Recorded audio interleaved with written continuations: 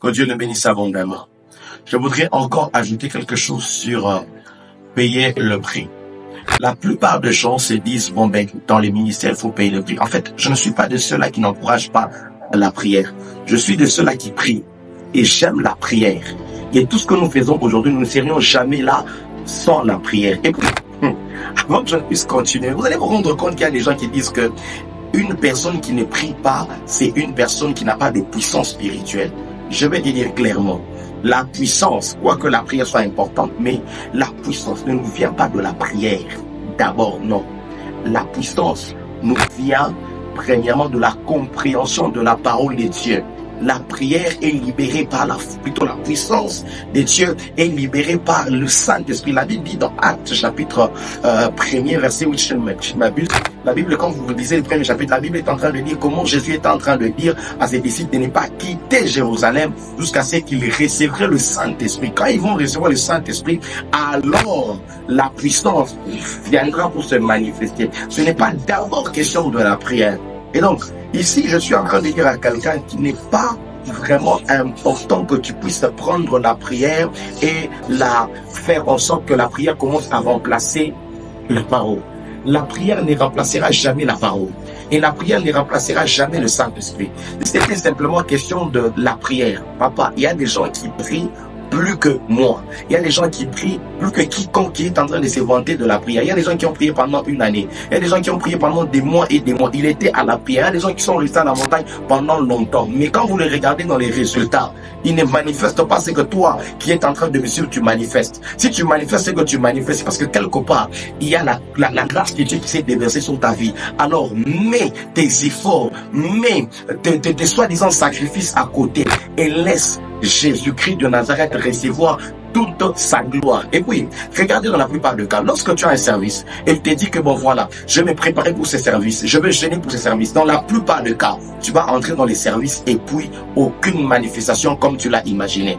Mais quelques jours après, tu te retrouves et tu pars ailleurs, tu ne t'es même pas préparé, on t'a appelé, on t'a surpris, mais la gloire de Dieu se manifeste sérieusement pour te dire que Dieu est jaloux de sa gloire. Donc arrête de mettre la puissance par laquelle tu es en train d'opérer aujourd'hui sur les dos de tes sacrifices. Ça ne sert à rien. Ça te disqualifie au nom puissant de Jésus. Je le dis clairement avec affirmation. Que Dieu te bénisse abondamment et qu'il t'accorde de l'humilité et cette capacité de reconnaître qu'il n'y a que Dieu. Sans Dieu, tu ne peux rien. Ce n'est ni par l'effort, ni par la force, ce n'est ni par l'effort, voulais-je dire, ni par la force, mais c'est par mon esprit.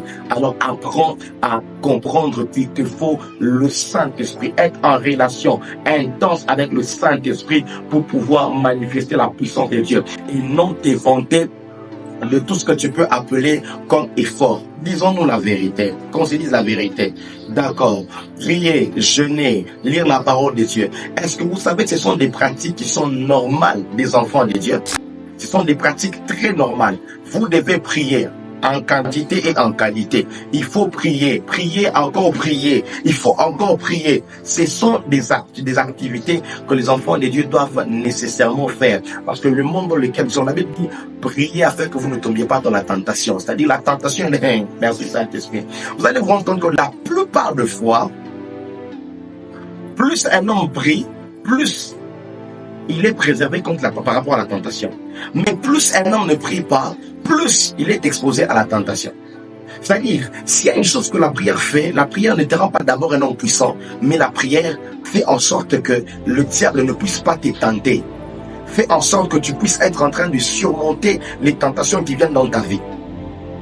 Et au fur et à mesure, ça produit une vie de sanctification parce que tu es tout le temps en connexion avec Dieu, tout le temps en connexion avec Dieu, tout le temps en relation avec Dieu, tout le temps en relation avec Dieu.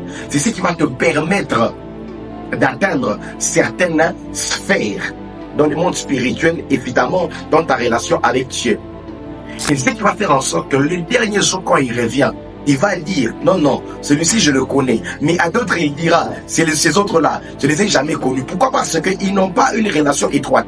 Je te dis souvent que la vie chrétienne est d'abord fonction de la relation. C'est lorsque ta relation avec Dieu grandit que Dieu commence maintenant à te faire confiance. C'est d'abord une question de relation. Et la relation s'est bâtie très souvent dans l'obéissance. Lorsque tu obéis aux instructions de Dieu, c'est alors que Dieu commence à te faire aussi confiance au fur et à mesure. Mais lorsque tu es une personne qui n'obéit pas, Commençons premièrement par les principes basiques de la parole de Dieu.